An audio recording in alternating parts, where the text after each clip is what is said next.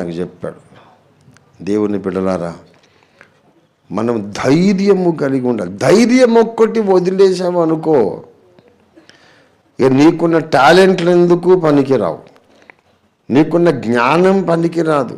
నాకు తెలుసు కొంతమంది ఫస్ట్ క్లాస్ స్టూడెంట్స్ సంవత్సరం అంతా మంత్లీ టెస్ట్లు అన్నిట్లో వాళ్లకు 80, 85, 90 మార్కులు వస్తాయి. 100కి 80%, 85, 90%. 6 నెలల పరీక్షలు, త్రైమాసిక పరీక్ష, హాఫ్ ఇయర్లీ ఎగ్జామ్, అన్నిట్లో 90, 85, 90 వస్తాయి. ఫైనల్ యాన్యువల్ ఎగ్జామ్లో ఫెయిల్ అవుతారు. అక్కడ కూర్చున్నాక ఏం రాయాలో అర్థం కాదు. ఖాళీ పేపర్, వాళ్ళ రోల్ నెంబర్ వేసి పేరు రాసి ఖాళీ పేపర్ ఇచ్చేస్తాడు. ఖాళీ పేపర్ ఇస్తే మార్కులు ఎవడేస్తాడు? ఎట్లా ఫెయిల్ అయినవారంటే, నాకు ఏం గుర్తు రాలేదండి అక్కడ. తర్వాత బయటకు వచ్చి క్వశ్చన్ పేపర్ చూసుకుంటే అన్నీ తెలిసిన ప్రశ్నలే. నాకు అక్కడ ఏమి మైండ్ పనిచేయలేదు, ఏం గుర్తు రాలేదు, ఖాళీ ఆన్సర్ షీట్ ఇచ్చి వచ్చాను. భయం అనేది అంత చెడ్డది. నీ బుర్రకాయ పని చేయనీయదు. నీకు బాగా తెలిసిన పని కూడా నువ్వు చేయలేవు, నువ్వు చేతగానోడు అయిపోతావు. ధైర్యం ఉందనుకో, ఏదో ఒకటి చేయగలవు. దేవునికి స్తోత్రం కలిగిన గాక. ధైర్యం ఉందనుకో, నీలో ఉన్న టాలెంట్స్ అన్నీ పనిచేస్తాయి. దేవునికి స్తోత్రం కలిగిన గాక. ధైర్యం ఉందనుకో, నువ్వు చదివిన సబ్జెక్ట్ అంతా జ్ఞాపకం వస్తుంది. ముందు ధైర్యం ఉండాలి.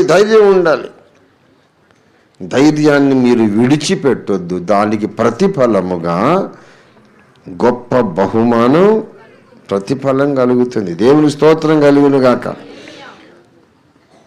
డైరెక్ట్గా ఒక స్టేట్మెంట్ చేసి ముగించేస్తున్నాను. ధైర్యముగా నీవు ఉన్నప్పుడు దేవుణ్ణి ఘనపరుస్తున్నావు. నీవు అనవసరంగా భయపడడం ద్వారా సైతానును సంతోషపెడుతున్నావు. నువ్వు భయపడితే సంతోషపడేది ఎవరు?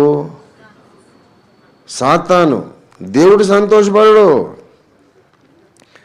366 సార్లు భయపడకుము, జడియకుము, నిబ్బరముగా ఉండుము అని రాసిన దేవుడు నువ్వు కంగారు పడి ఆందోళన పడుతుంటే సంతోషిస్తాడా?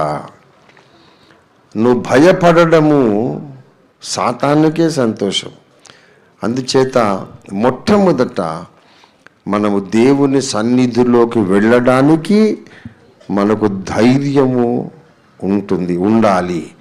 రెండవదిగా ఆయన పని పూనుకోవడానికి మనకు ధైర్యం ఉండాలి. దేవుని స్తోత్రం కలుగును గాక. మొదటి దినవృత్తాంతముల గ్రంథం 22వ అధ్యాయము 13వ వచనం. యెహోవా ఇశ్రాయేలీయులను గూర్చి మోషేకిచ్చిన కట్టడల ప్రకారముగాను ఆయన తీర్చిన తీర్పుల ప్రకారముగాను జరుపుకొనుటకు నీవు జాగ్రత్త పడిన ఎడల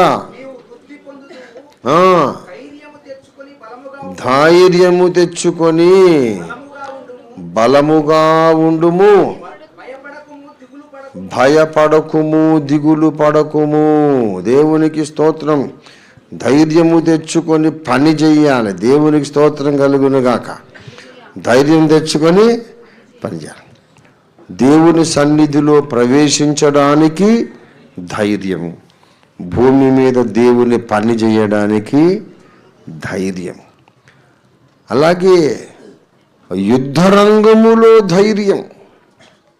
సాతాను మన మీద దాడి చేసినప్పుడు మనం ధైర్యంగా ఉండాలి.